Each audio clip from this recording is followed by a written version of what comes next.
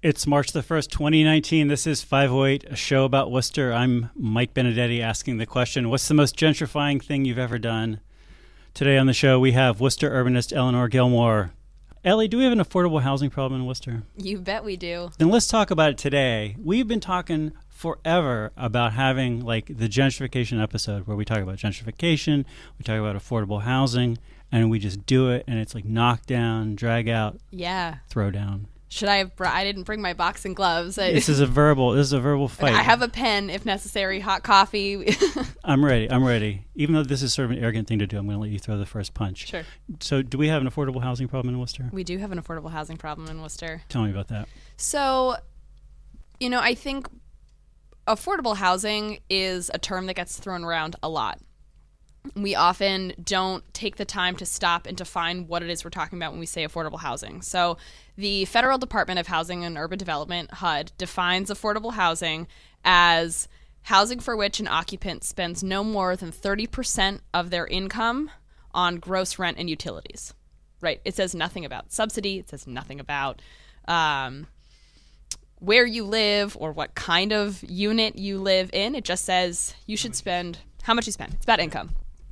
Like, it's my understanding that there used to be sort of an old rule of thumb that you would spend a week's wages for a month's rent. Yeah. And so, like, from the 1800s or something. And so this 30% number basically comes from this long-held guideline. But that's the level of where we have affordable housing, or we don't. Right. And in Worcester, we have a lot more affordable housing than, like, the average city in the state, I think. But we do. Still, there's a lot of people who are spending a lot of their income on rent. Yeah. So if you spend 30% of if you spend more than 30% of your income on housing, you're considered cost burdened. If you spend more than 50% of your income on housing, you're considered extremely cost burdened. And what we know is that the more money you have to spend on housing, the more choices you have. So if I make $100,000 a year and I choose to rent, then I have a lot more units that are available to me because 30% of my income at $100,000 a year is much greater than someone who's earning, let's say, $30,000 a year. And so when we think about affordable housing, it's both how much you have to spend on that housing and then what units are available to you. What does the housing stock meet the demand? Do we need to understand the causes of this affordable housing problem in order to fix this affordable housing problem? Yeah, we do. So, if you're going to solve any problem, you need to know why you have a problem in the first place. Housing is both an economic issue and also, so it's an economic issue, it's a public policy issue, it is an architecture issue, it's a zoning issue, it's a human issue. Housing is also about the health that people have. So talk about social determinants of health. We know that where you live and the quality of that living space directly impacts your health. Do you have good street lighting near your apartment? Do you feel safe? Do you have good heat? That kind of stuff. So what should we be doing? Because like I'm looking at the numbers, I'm looking at like numbers from the Research Bureau, the much maligned Worcester Regional Research Bureau, and they're estimating that something like a third of the households in Worcester are cost burdened. Yes. And so that's like a lot of people who are spending, or I should say, that's like a housing market that doesn't work like we think it's going to work for people, right? Mm-hmm. Like we think that there's going to be housing for you at 30% of your income, and that if you're poor, you have a littler, maybe a worser house. If you're a bit rich, you have a big mansion. Mm-hmm. But whatever it is, there's something at 30% of your income that's going to work for you, that's going to keep you out of the rain. Yeah. And this is not what people are finding. No, and part of that is because we don't always have a grasp of what our housing stock looks like. The Chamber of Commerce is currently conducting a housing study that will address that. They are looking very deeply into what does the housing stock in Worcester look like, who's living there, where are they living, what are they living in, and that's important. But before that, we're grappling with people who don't have enough money to afford the existing units, right? This isn't even about new construction. This is about existing units. So when you talk about addressing affordable housing and why do we see an affordability crisis in a city like Worcester, we need to think in terms of what existing housing units do we have, and are they rental or are they homeownership? And then we need to look at who are they available to? Is it a high income market or is it a low income market? Because they're different. So as I mentioned earlier, housing is partially about economics, and it has submarkets, and they behave a little bit differently. And so when we walk around saying like, oh, well, like we have affordable housing. We have more affordable housing than other places in the Commonwealth. Well, we do, but people still can't necessarily afford that housing. Right. So why does that mean we should stop building affordable housing? Why does that mean we should stop addressing affordable housing and having these conversations about it? Just getting to this, and I think what you were getting at earlier is people cite the 13.4% number. Worcester's 13.4% of Worcester's housing stock is considered affordable. That number comes from the state's subsidized housing index. Yes. And it's part of a law called Chapter 40B, which really, first of all, was designed back in like the late 60s. So it's old and a little bit less relevant now. The second thing is that it was really designed to help suburbs with more zoning restrictions. It was designed so that they could bypass those zoning restrictions and achieve a higher level of affordable housing. Urban areas don't really have that problem. When it comes to affordability in housing, like, where do professionals actually draw the line in starting the conversation between, so like we know we need to have affordable housing, but we also know that we need to have an economy that allows people to afford something. So it seems like in a weird way where Worcester is might almost be like a negative feedback loop if we don't change anything, right? So we know that there's a large, seemingly large percentage of the population would have difficulty finding affordable housing in the city of Worcester. But we also know we have a relatively poor city. Like from an economic perspective, I mean, even the folks that think they're doing well in Worcester, by comparison, we're all poor in the city. Our rich people are poor by comparison to the city. And a lot of that is, I think, due to unintentional neglect over generations in terms of the line I always use is like, since I was a little kid, always heard people saying, just hang tight, jobs are coming back, always referring to like manufacturing jobs, factory jobs that are just gone from this region, that post-industrial era that is what it is. So like, how do we find that like intersection between having a city where people can live comfortably regardless of who they are, but also having an economy that can support people living here in a way that, you know, assuming, using Mike's line, that socialism isn't on the ballot this year. I do have an affordable housing plan here in my packet that's a straight up socialist one that I can get into later. Yeah, no, but that's the problem though. Is like the plan might be great on paper, but it's not on the election this year. So it's like we do need to figure out like what goes first, right? And as is always the case in, I think, any system, some people are going to be left behind. That shouldn't make anybody feel warm and fuzzy, and it certainly isn't an excuse to hurt people in the process. But I think in any system, people get left behind.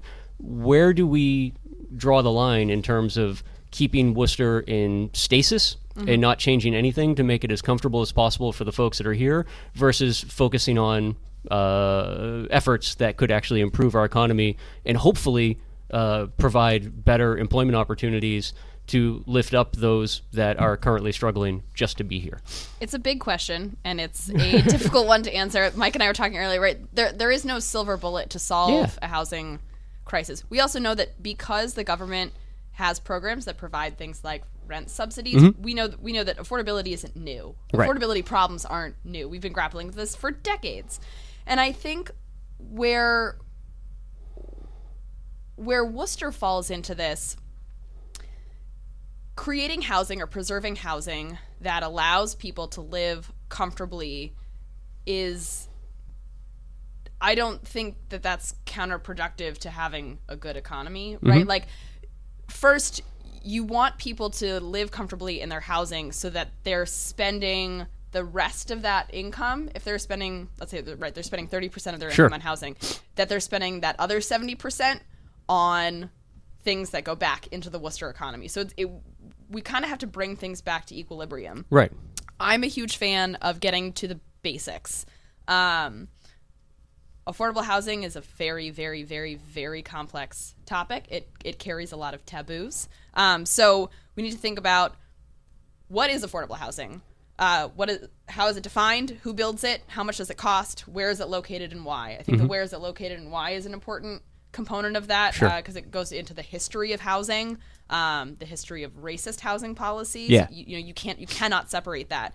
And then we start looking at, what are our land use policies? Why do certain neighborhoods look the way they do? What policies do we have on the books, and how do they inform our housing practices? And even though de jure segregation in housing is illegal now, we still have these systems that perpetuate segregation racially, economically. And so once we look at that, then we start thinking about, okay, well, who are the decision makers? Who in this system has power to make decisions about housing? And do they understand the things like the 7 questions that I just posed? Do they understand the definition and who builds it and how much does it cost? And if they don't, then that's where we need to focus a little bit of our energy to make sure we're all on the same page. Yeah, no, and that's what I wish we had more of a... Mike and I have talked about this a lot in the past, and I'm a little clunky when it comes to the history, but I think it fits in well with what you just... Especially when it comes to matters of race and a recent history in terms of housing. So, you could probably make an argument and be correct that in Massachusetts, Central Mass, whatever, we didn't have the... actual line drawing type of segregation that you found when it came to housing. But what we did have, because we had a huge housing boom post-World War II, was the reality that my grandparents' generation were basically given mountains of equity by virtue of going to World War II, and the housing component of the GI Bill that allowed for people basically to get free homes wasn't open to people of color immediately after the war. And that is something, so again, in my head, a lot of what we have in Worcester, if we can agree, which I think we all did, that Worcester's a relatively non-affluent city to begin with. What we do have with the people who would be consider themselves the haves is this system of equity that was just handed to them 2 generations ago. And I've always thought the easiest solution, I know nothing's an easy solution, but at least the starting point would be we have public housing systems. Why don't we start looking at those as a way to build equity so people can actually get out of those systems instead of consistently shaming people for being in them longer than, a given administrator feels that they should be, which is totally counterproductive. But there's an interesting, I think it's somewhere in New York, that they're piloting this idea of co-op public housing, and it's fairly new, and so there isn't a lot of data to determine how successful that is. But I think the point that they're trying to drive home with this initiative is that you should always have some type of ownership over your housing. When you make a mortgage payment, for example, that's good for your credit, right? If you miss a mortgage payment, then you have enough other good payments that you're fine. But when you make payments on rent, that doesn't go into your credit score unless you miss a payment. Right. And so we have these systems where we know that people who are renters are predominantly, lower income and communities of color. And then we have home ownership, which is predominantly white, wealthy, a little bit older. Right. And so, we have those types of systems that when you think about housing, you're like, oh, I never would have thought about a credit score. Right. But that's how we have these systems that are layered and layered and layered that have existed for a really long time that contribute to our affordability problems that we overlook when we think about kind of large scale solutions to housing. Yeah. I'm trying to think of how to get our heads around the solutions, because there's lots of possible solutions. They all have lots of trade-offs. None of them are a silver bullet. No. Some of the solutions are market-oriented solutions. Yes. So one of them is to say we should have more upzoning. Which is to say that we should make it possible for people to build more dense housing in places where people really want to live. And this probably at some point down the line affects housing prices. There was an interesting study a guy out of MIT did on some areas of Chicago that were upzoned and comparing things. And he said that over the course of a 5-year period, at least, it didn't help with the housing problem at all. Right. It did make it more expensive, that area more expensive. So upzoning those properties did make people say, yeah, these are actually better properties now that they've been upzoned. But it didn't, within a 5-year period at least, fix the problem. Right. There's a lot of these things because housing turns over so slow that maybe that's part of the challenge is that you're going to do them and it's not going to work in 5 years, and you're going to be like, well, it's a 50-year solution. And people are going to be like, well, I guess I'll take your word for it. Well, you just get into something else, too, that I think is important in the context of Worcester as well, where the pace at which housing turns over. Worcester is a relatively old city where the housing tends to turn over even less than, especially in the dense single-family home neighborhoods. You don't have the kind of turnover that I think we see in other major markets. People tend to buy a home and they die in that home. They stay in it for a very long time. Yeah. So you end up with what I think appears to be a massive... if you had higher turnover, you wouldn't see those giant bumps in price that I think, like what you're seeing now, you almost, for at least last year, you almost had a race to see who could push home prices high as humanly possible, because there were clearly buyers that were out there, but they weren't local buyers. They were coming in from the suburbs, because now Worcester has this little bit of a sheen to it and whatnot, and suddenly the people that were making fun of Worcester for the last 30 years want to come back and live here. But they're artificially driving up prices on homes that had been off the market for 30 or 40 years, that you don't, because we don't have a lot of turnover. And if we had more turnover, I don't think those bumps would seem as drastic. It seems like entire generations turn over their homes. Well, at once. I mean that's probably true. That seems like a problem we just have to live with, though, right? Like, we're not going to try to increase the amount of housing turnover. That doesn't seem like a good idea at all. I think part of the issue is that there are different pockets of the housing market. You have your owners and your renters, and then within that you have your high-income renters and low-income renters, high-income owners and low-income owners, and they all behave a little bit differently. And I wanted to just go back to your point earlier about upzoning. I'm a huge fan of zoning and zoning reform. Well, and we've done stuff like this in Worcester, right? Like I know that the city council has made efforts at legalizing like in-law apartments or what do you call it, grandparent apartments? This thing where granny flats or accessory dwelling units. It'd be like basically like we have a little cottage in the yard, and can we like rent this to our relatives who are maybe by some other previously it would have been illegal to have all of these unrelated. But on the same token, we've also passed local ordinances to criminalize the idea of too many people living in one house, right? Yeah. And not like absurd numbers, but just like going back to like, yeah, I mean, we're going deep into a universe where what is it, 4 unrelated females? It's like a flop house or something. Like, yes. I mean, we've done some really weird things with housing to limit the affordability of housing as well too. So these kinds of market-based things, which are about saying we're going to like decrease regulation, or we're going to move things around so that you can build more dense housing if you're willing to have more earmarked affordable housing as part of it, or whatever. Like, these are all solutions which operate slowly. If you got a situation where a lot of people are paying twice as much as they should be paying for housing, I haven't seen anybody who's been able to make the case that like if we got rid of the lion's share of regulation, that somehow the price of housing would drop by half. Right. So I think when you talk about zoning, when you talk about regulation reform, it's important to remember that, again, there is no one size fits all. If you're going to allow for higher density in single family residential areas, which are cost prohibitive because lot size means more money and it's costlier to build on those larger lots, then that's one component. But then you also think about, okay, well, mixed income residential projects. So a private developer agrees to accommodate a certain percentage of their units to be affordable.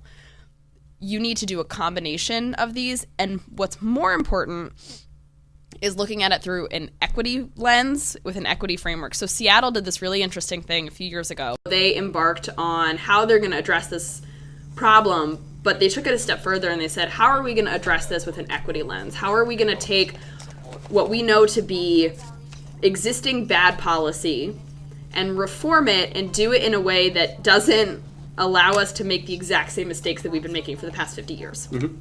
And so they put together this whole plan that was championed by the city, which is incredibly important. Your city administration and everyone who makes those decisions, they have to be able to publicly talk about affordable housing from an educated point of view and to say, like, we want reform. People deserve reform, and they deserve reform that is reflective of the community that we're serving. And so Seattle looked at, when you're upzoning, right, you need to make commercial space, for example, smaller. So reducing commercial plot sizes so that low-income businesses can afford to have their businesses succeed in a high opportunity area, or that you attach all of these affordability restrictions to these newly zoned areas. I think this relates at least somewhat to, I sent you something earlier in the week, Mike, and not directly related to housing, but it had me thinking about the conversation we were going to have. It was an article about Boston and the way the legislature and the Boston city government is working to basically get rid of beer gardens this summer, or clamp down on them a bit to make it a little bit more friendly or accommodating to existing restaurants. But the point was, the headline of the Globe, which I thought was genius because it showed a level of self-awareness I'm not really familiar with the Globe having, was kind of poking fun at Boston as never having been a fun city in the first place. So it only makes sense that they would want to crack down on something that people actually seem to enjoy. Point is, it got me thinking that, like, I feel like one of the conversations we never have on a local level is what we actually want as a community, right? So, like, you can pick any one little pocket or demographic within a community, and that group knows what it wants, but it might not necessarily match up with the majority of people in the community, and the majority might actually not have any. Again, I guess I mentioned earlier, like, Worcester's an aging city. Chances are very, very good that the majority of the population has no idea what I want, never mind somebody who's just, like, getting out of college or whatnot and thinking about where they're going to spend the rest of their lives. And I feel like there's a big part of that when it comes to housing. It's really easy for a relatively stable middle class to look at folks who are having difficulty making ends meet from a housing perspective and say, well, yeah, we should hit the brakes and make sure that we figure their stuff out before we work on increasing my personal equity in my home, or whatever the case may be. And I'm not familiar with any time that here in Worcester we've had, like, real big picture conversations, like, show of hands, who wants to have a good time? Like, show of hands, who wants affordable housing? Oh, I feel like, well, I think we know that people don't want affordable housing. But how would we know that? By looking at who, like, our voting records? That's 17% of the population. Like, I mean, there's no, we don't have any metric to go by to even begin to judge what the 200,000 people. I feel like we've had this conversation plenty of times. Like, every time we feel like we figured out the city, that's when you find a whole new pocket of the city, a whole new pocket of refugees or immigrants or whatnot. So maybe secretly, there's a huge untapped interest in affordable housing in Worcester, much as there was a huge untapped interest in vegetarianism. I think there's probably a huge untapped knowledge base when it comes to understanding the problem in a real sense. And figuring out a good solution long term to make that to fix that problem. Right? I would agree. I think it's less about the topic of affordable housing specifically, and more about what do people want out of their community. When you ask someone to envision, like, what is a neighborhood to you? What is a community to you? What are the physical elements? What are the emotional elements? What are the visual elements? And how do we help you achieve that level of community, and how do we work together so that you feel empowered to promote that kind of community amongst your neighbors and amongst the people you go to school with, or go to your faith-based place and the people you see at the store, right? Like, it's creating community, I think, is a little bit, when you take a step back, right? That's what we're talking about. The affordable housing piece is a little bit more about numbers. It also has a lot to do with prejudice and misinformation. So, and also federal and state pressures that are out of our control, right? I mean, on all fronts. Yeah, I'm sorry, I didn't mean to cut you off. No, but absolutely. Honing in on the idea that it's so multifaceted that it's probably not something that one can be tackled on a local level in any meaningful way. I disagree with that. Yeah, okay, well, go ahead. That I want to hear about. Because, I feel like so far, I thought this was going to be an episode where I was really going to have my assumptions challenged, and I feel like they haven't been, which is, this is an impossible problem. Not a problem that is not worth working on, but basically, we're never going to solve this. Yeah. Whenever That's we so start saying, pessimistic. like, an important part of this problem is, like, institutional racism or whatever. It's like, good luck solving institutional racism on, like, any kind of reasonable timeline.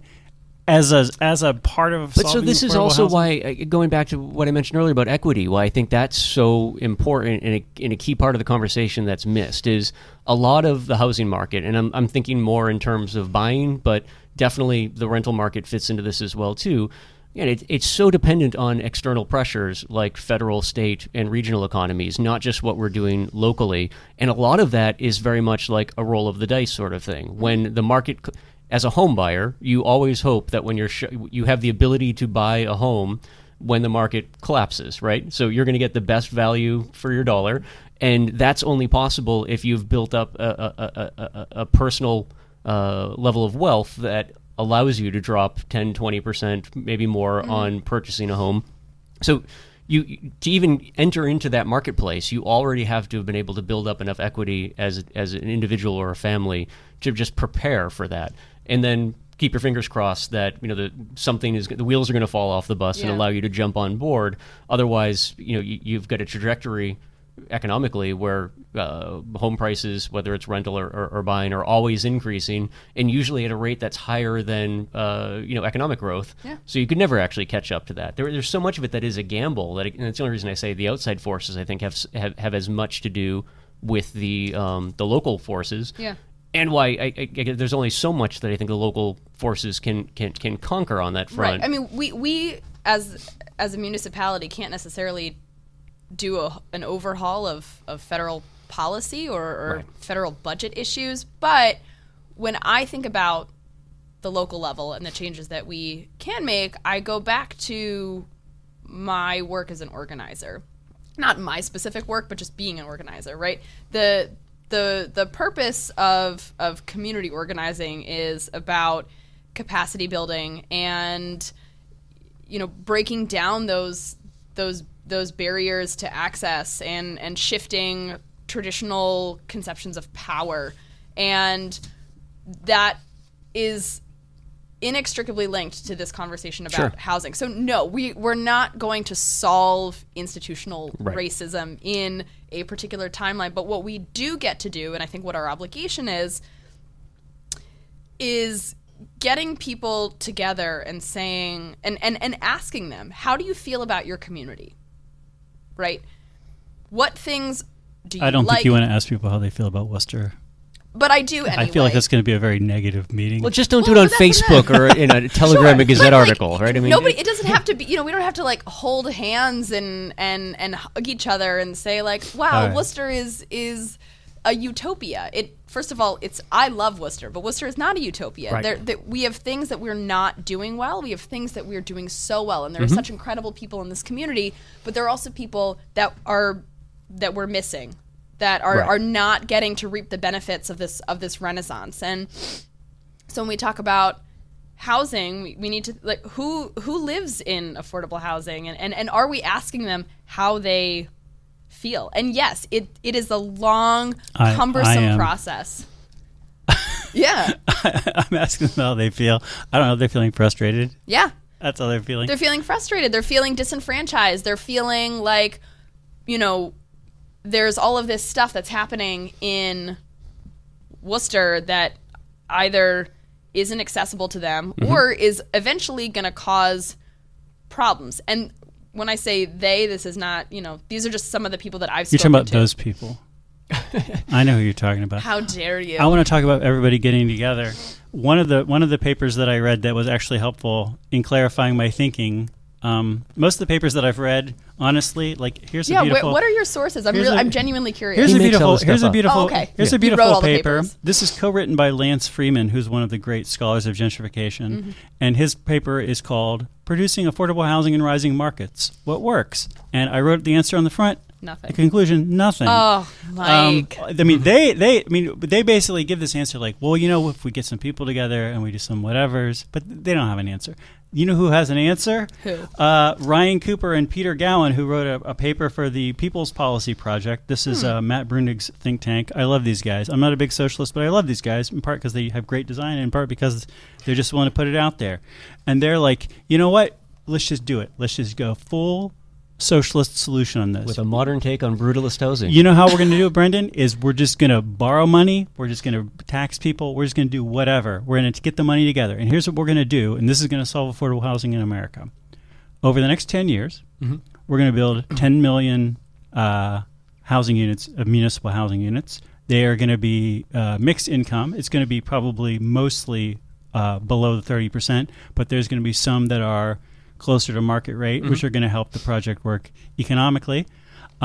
This is interesting to me because I did some math, and if Worcester got a proportional amount of municipal housing units built in it, that would be saying that we should build 5,700 housing units in Worcester over the next 10 years. This would be 7% more housing in the city of Worcester, which would be a lot, but not a crazy lot. It would be 60% more affordable housing in Worcester, which would be a crazy lot. And it would be basically triple the number of units that are like under municipal control. So taking what you just mentioned, when you're talking to people in your universe about affordable housing, how many people that are currently in, say, municipally funded housing programs tell you that their dream in life is to continue living in a housing project for the rest of their life? I mean, but this wouldn't be a housing project. Well, if they're state-owned, that's exactly what they are. Not everyone. By definition, I mean, that's exactly what they are. First of all, there are different types of affordable housing. You can have small scale, you can have high density, large scale, and so like. I'm just speaking of what Mike was talking about. I know. Yeah. So, I guess what I would say is that not everyone necessarily feels like where they're living is a bad thing. I mean, you know, if you want to be a renter for the rest of your life, by all means. But there are a lot of people who feel who know that where they're at is maybe temporary. Yeah. That they would like to move on to something else. And I think, excuse me, I'm a little sick this week. What we have to remember is that often affordable housing is built in neighborhoods that are not as nice, and therefore there is this perception of poor safety, and there are sidewalks that are not as well taken care of, that there is more trash, and that leads into this idea like, well, I'm looking for better housing, right? Like in some ways, like you're always looking for better housing. And so what bothers me sometimes, and we have to be very, very cautious when we talk about how to address affordable housing, is sometimes people who are white progressives have a tendency to get overexcited about all of these new fancy policies that we can implement. It's going to make life better for poor people. And that is without ever having met one. Right. And that's really problematic because it perpetuates the system that, progressivism is the best and we know what's right and we're just going to barrel through and advocate for it and get it done, and then everyone's going to be happy, affordability problem solved. Not solved, because in a lot of ways, sometimes these progressive policies don't protect or don't support the communities that they maybe are actually designed to support. And that's because all communities are different. They have different needs. They look different. The economics are different. And the resources that they get from their government or other like nonprofits are different. And so when you think about upzoning or other types of zoning reform, for example, that traditionally can increase the production of affordable housing, it may work in one neighborhood, but it may not work in the neighborhood over. Right. And so, like, how do you reconcile that? How do you balance the needs of both? Because there's an information problem. And this is why the only solutions that are truly going to work for affordable housing are libertarian, market-based solutions. Oh, God. We'll get to those. after this break. This is 508, Worcester's Libertarian Voice. We'll be back with more. You're listening to Unity Radio on 102.9 FM and streaming at worcestermag.com. Unity Radio is Worcester's community connection. Out, out are the lights, out all, and over each quivering form, the curtain, a funeral pall, comes down with the rush of a storm. While the angels all, pallid and wan, uprising, unveiling, affirm that the play is the tragedy, man, and its hero, the conqueror, worm. Live from the hidden depths of Wormtown, this is 508. So I was just kidding before. There's no good libertarian solution to affordable housing. There's no good libertarian solution to Oh, anything. come on. This is Worcester's Libertarian Voice. You can't, I mean, you can have that, attitude, but I can't have that attitude. Oh, on I this see, show. I see. Fundamentally, I think this is a simple problem, and it has a simple solution. Like, with all due respect to you and all your fancy book learning, the problem is that people don't have money. Yep.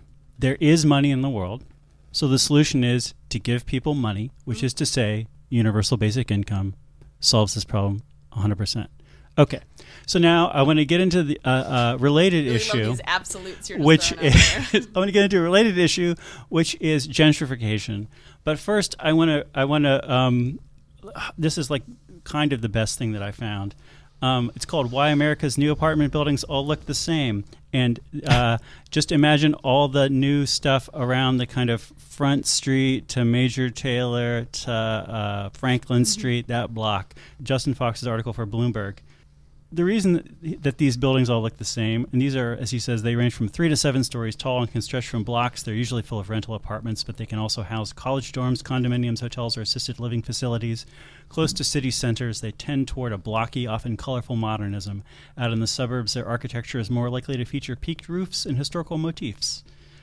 He figures that in 2017, 187,000 new housing units were completed in buildings of 50 units or more in the U.S., and by his informal massaging of the data, well over half of those were in blocky mid-rises. This has been described to him as 5 over 1, 5 stories of apartments over a ground floor podium of parking and or retail. And he traces this back to a guy, Los Angeles architect Tim Smith, who realized that by putting 5 wood stories over a 1-story concrete podium and covering more of a 1-acre lot than a high-rise could fill, he could get this apartment thing that he was developing at 60 to 70% of the original cost. That he basically figured, like, here's how I can build taller, bigger buildings and use wood rather than masonry if I do such and such and such and such and jump through these hoops in the code. And once he did it, everybody in the country is like, this is great. We can build like these buildings. All buildings are going to be these buildings. I tried to look this up. I couldn't find this. Maybe I'm hallucinating. Do you remember that like Connie Lukes or somebody, some city councilor had one of these really casual? Was it Mike Gaffney? It was Mike Gaffney. And it was one of the things that I actually got to give him some credit for, man, because it's like when they were constructing 145 Front, he was the one who brought up that they're building stick apartment buildings. And it's like with all the things that we do on a small scale, in terms of fire code, like, I mean, you could have a 3-decker in Worcester as a landlord. And again, I think a lot of this feeds into conversations of affordability and whatnot, too. You make improvements to your building, you automatically trigger, there are triggers where now you have to update code. Fire code being the big one. Right. Things like sprinklers come into play. Whether it was well-intended or just being cynical, I have no idea. But I think it is one of those things that probably was worth someone pointing out that, we're building a giant box made of matchsticks in the middle of downtown Worcester, and that's... See, I'm remembering a second one, which I feel like was one of these very informal ones that Connie or somebody throws out, but I wasn't able to find it, so I could be hallucinating, which was just basically like, all these buildings downtown are boxy and ugly and dumb. Oh, Connie definitely did say that, and she's right. Can we tell them to stop building dumb buildings? Taupe aluminum panels are today's design review. Right. But it's amazing how. So I feel like there's a second part of this story where those aluminum panels, sometimes they're steel that are always taupe or some shade of beige on this kind of construction. I was seeing that a lot when I was with the state working in school construction.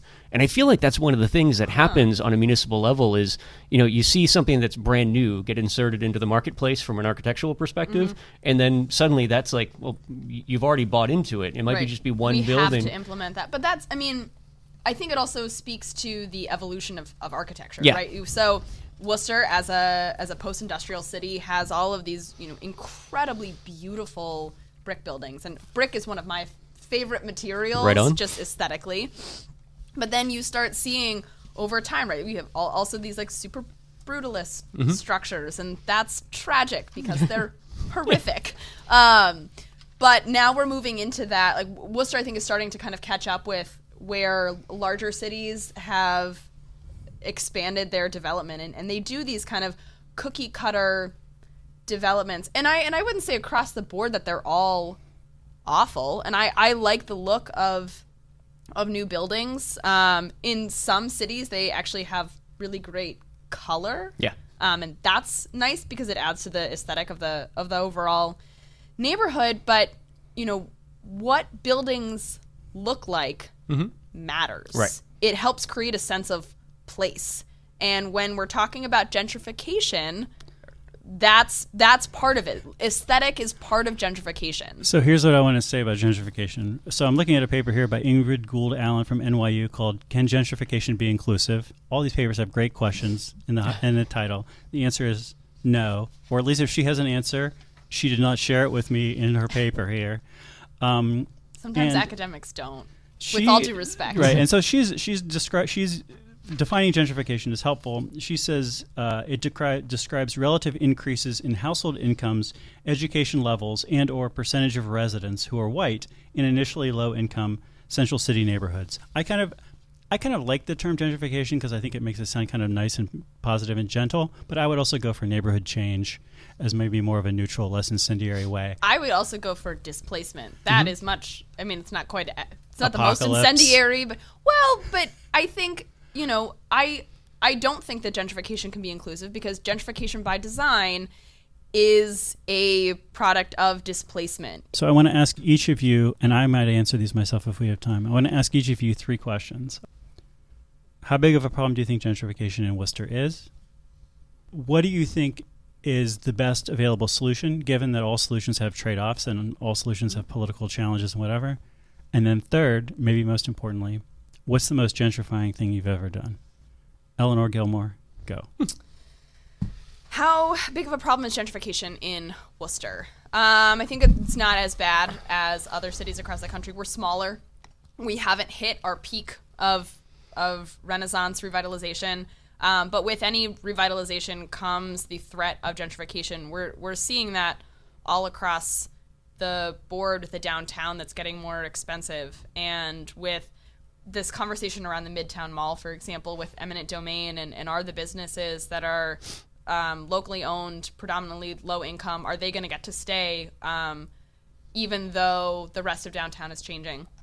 And I also think that, again, gentrification is about power. It's about systems of power. And so when you start giving more power to people of a wealthier, whiter status who already have all the power anyway, then you just continually stretch that gap. And so all of these adjacent neighborhoods, right?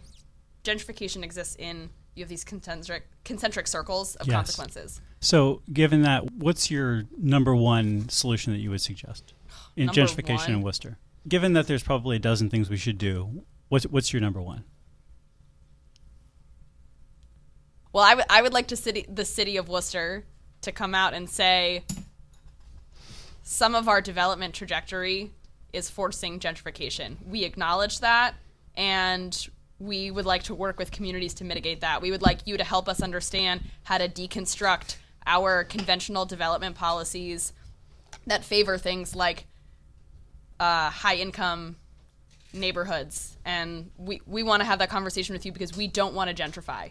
So recognizing this at a municipal level and at least starting a process around gentrification on the municipal level. Just acknowledging it, too. I think people get really defensive about gentrification. And to develop well, to be inclusive, you have to be willing to take criticism and stand up and say, I didn't know, or thank you for bringing this particular lens to what I'm doing. Let's talk about it. So what's the most gentrifying thing you've done? I said this earlier. I think I'm going to get in so much trouble for saying this, but I think, and it's a larger conversation, I think going to Clark has been the most gentrifying thing that I've done. And I say that because for all of the great, and I'm so proud of being a Clark